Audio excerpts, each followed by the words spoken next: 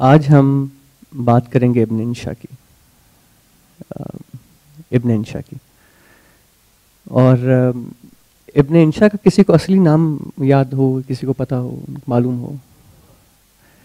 ابن انشا کا اصل نام شیر محمد قیصر تھا. بھارت میں پیدا ہوئے اور آل انڈیا ریڈیو میں بھی رہے، اور پاکستان موو ہو گئے جب ان کی عمر کوئی 20 سال تھی. 20 سال کی عمر میں وہ پاکستان شفٹ ہو گئے، اور پھر انہوں نے اپنی شاعری کا آغاز کیا اور ادب کا آغاز کیا، لکھنا شروع کیا انہوں نے.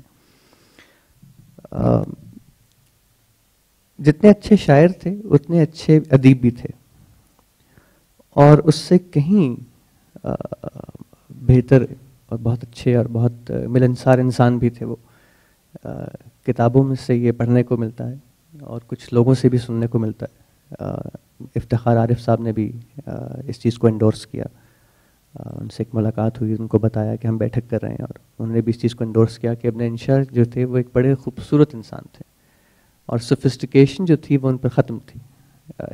کچھ لوگ یہ کہتے ہیں that he used to define sophistication and he defined the word, what does the word man, and he had all those qualities in him. He was a great person. آج کچھ کہانیاں ہیں ان کی چھوٹی چھوٹی، کچھ نظمیں ہیں جو میں آپ کو سناؤں گا، کچھ کہانیاں ہیں جو ان کی سنیں گے. اور پہلی کہانی جو میں آپ کو سناؤں گا اس کا عنوان ہے اتفاق میں برکت ہے. ایک بڑے میاں جنہوں نے اپنی زندگی میں بہت کچھ کمایا بنایا تھا، آخر بیمار ہو گئے، مرض الموت میں گرفتار ہوئے. ان کو اور تو کچھ نہیں، کوئی فکر تھی تو یہ کہ ان کے 5 بیٹوں کی آپس میں نہیں بنتی تھی. گاڑی کیا پتلی بھی نہیں بنتی تھی، لڑتے رہتے تھے. کبھی کسی بات پر اتفاق نہ ہوتا تھا، حالانکہ اتفاق میں بڑی برکت ہے. آخر انہوں نے بیٹوں پر اتحاد اور اتفاق کی خوبیاں واضح کرنے کے لیے ایک ترکیب سوچی. ان کو اپنے پاس بلایا اور کہا، دیکھو اب میں کوئی دم کا مہمان ہوں، سب جا کر ایک ایک لکڑی لے آؤ. ایک نے کہا، لکڑی؟ آپ لکڑیوں کا کیا کریں گے؟ دوسرے نے آہستہ سے کہا، بڑے میاں کا دماغ خراب ہے، لکڑی نہیں شاید ککڑی کہہ رہے ہیں، ککڑی کھانے کو جی چاہتا ہوگا. تیسرے نے کہا، نہیں کچھ سردی ہے، شاید آگ جلانے کو لکڑیاں مانگتے ہوں گے. چوتھے نے کہا، بابو جی کوئلے لے آؤں. 5ویں نے کہا، کمبل لے آؤں. باپ نے کراہتے ہوئے کہا، ارے نالائقو، میں جو کہتا ہوں وہ کرو، کہیں سے لکڑیاں لے آؤ جنگل سے. ایک بیٹے نے کہا، یہ بھی اچھی رہی، جنگل یہاں کہاں، اور محکمہ جنگلات والے لکڑی کہاں کاٹنے دیتے ہیں. دوسرے نے کہا، اپنے آپے میں نہیں ہے باپو جی، بکرے ہیں، جنوں میں کیا کیا کچھ کہہ رہے ہیں. تیسرے نے کہا، بھائی لکڑیوں والی بات اپن کی تو سمجھ میں نہیں آئی. چوتھے نے کہا، بڑے میاں نے عمر بھر میں ایک ہی تو خواہش کی ہے، اسے پورا کرنے میں کیا حرج ہے. 5ویں نے کہا، اچھا میں جاتا ہوں، ٹال پر سے لکڑیاں لے آتا ہوں. چنانچہ وہ ٹال پر گیا، ٹال والے سے کہا، خان صاحب ذرا 5 لکڑیاں تو دینا، اچھی مضبوط ہوں. ٹال والے نے لکڑیاں دیں، ہر ایک خاصی موٹی اور مضبوط. باپ نے دیکھا تو اس کا دل بیٹھ گیا. یہ بتانا بھی خلاف مصلحت تھا کہ لکڑیاں کیوں منگائی ہیں اور اس سے کیا اخلاقی نتیجہ نکالنا مقصود ہے. آخر بیٹوں سے کہا، اب لکڑیوں کا گٹھا باندھ دو. اب بیٹوں میں پھر چہ میں گویاں ہوئیں. وہ کیوں؟ اب رسی کہاں سے لائیں؟ بھئی بہت تنگ کیا اس بڈھے نے. آخر ایک نے اپنے پاجامے میں سے آزار بند نکالا اور گٹھا باندھ دیا.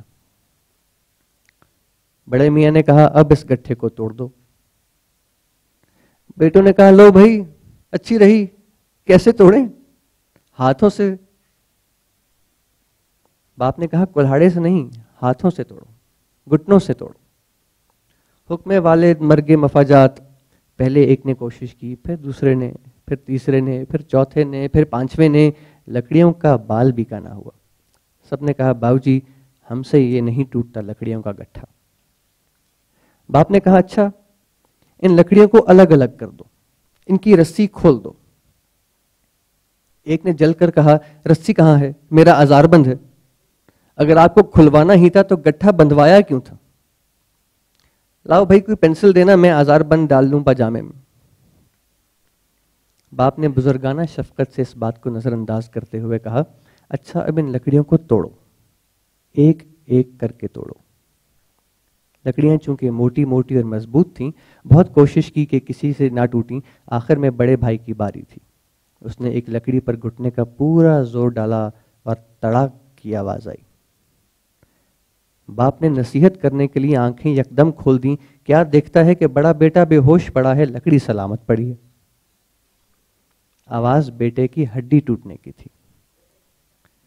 ایک لڑکے نے کہا، یہ بڈھا بہت جاہل ہے۔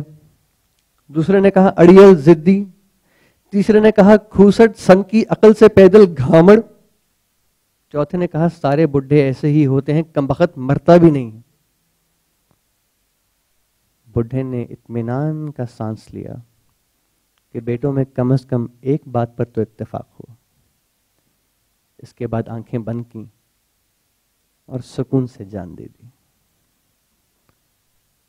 تو کہاں چلی گئی تھی تیرا بے قرار انشا، تیری جستجو میں حیراں تیری یاد میں سلگتا، کبھی بستیوں بنوں میں، کبھی سوئے کوہ و صحرا، کبھی شورشوں میں کھویا، کبھی بے کسا نہ تنہا، لیے دید کی تمنا بنا آرزو سراپا، تجھے ہر جگہ پکارا، تجھے ڈھونڈ ڈھونڈ ہارا، تو کہ روح زندگی تھی تو کہاں چلی گئی تھی، میری حیرتوں کا روما، میری حسرتوں کی دلی، میری وحشتوں کا صحرا، میری بلدیم کراچی، مجھے اور کون جانے یہی دے تو دے گواہی کہ حسین صورتوں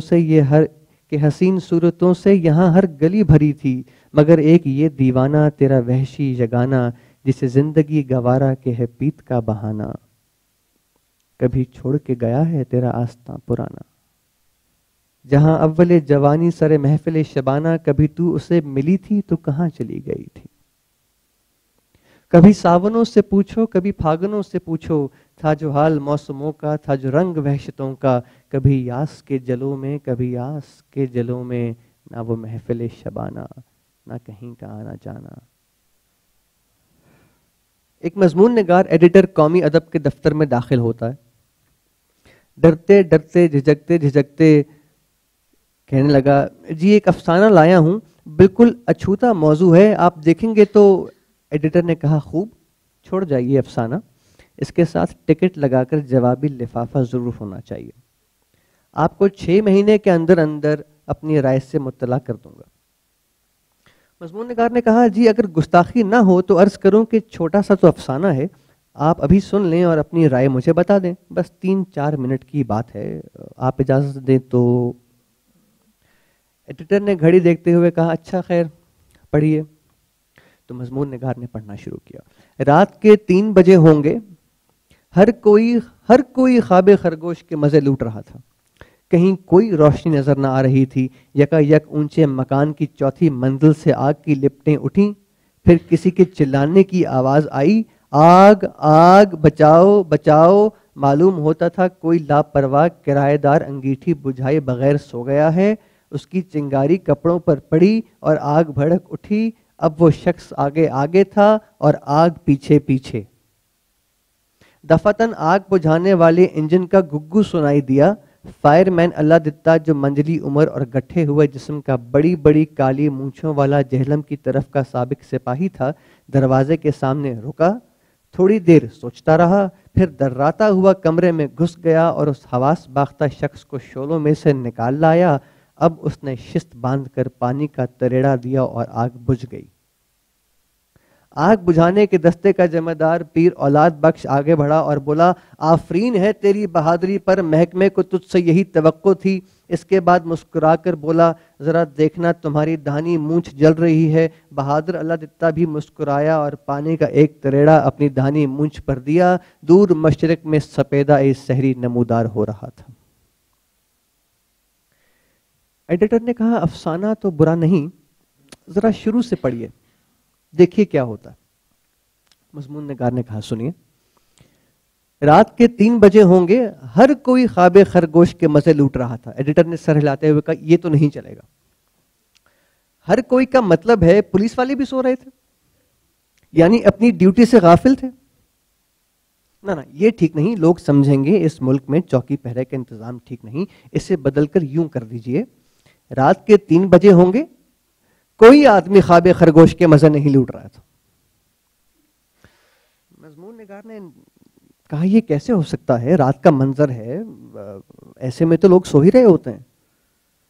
ایڈیٹر نے کہا ہاں آپ بھی ٹھیک کہتے ہیں، اچھا تو چلیں یوں صحیح کہ شہر میں ہر کوئی خواب خرگوش کے مزے لوٹ رہا تھا لیکن ہوشیار اور چوکس تھا۔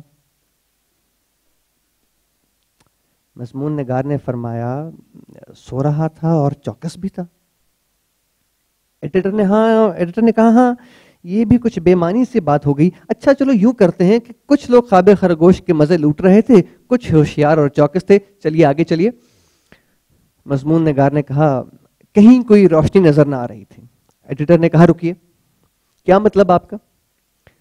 ہمارے ملک میں ایسے بلب بنتے ہیں جن کے جل کے روشنی نہیں ہوتی۔ مضمون نگار نے کہا جی نہیں یہ بات تو نہیں، رات میں بلب بجھا دیے جاتے ہیں۔ ایڈیٹر نے کہا عزیز من سب لوگ اتنے سمجھدار نہیں ہوتے کہ یہ نکتہ سمجھ جائیں، بہت سے لوگ تو یہ سمجھیں گے کہ ہمارے ہاں بلب ناقص بنتے ہیں، میری مانو تو اسے کاٹ ہی دو، اگر بلب جل نہیں رہے تو ان کے ذکر سے فائدہ۔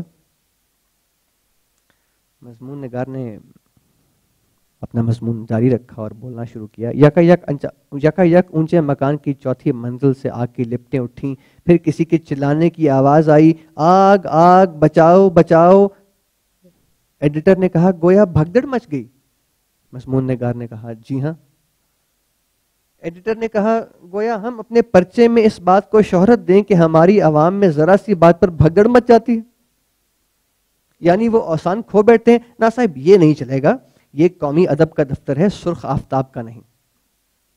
ایڈیٹر وہ تو ویسے بھی رہے گا، لوگ کب ہنستے ہیں جب ان کو کوئی پریشانی نہ ہو، کیا آگ کا ذکر نکال دینے سے پریشانی رفع نہیں ہو جاتی؟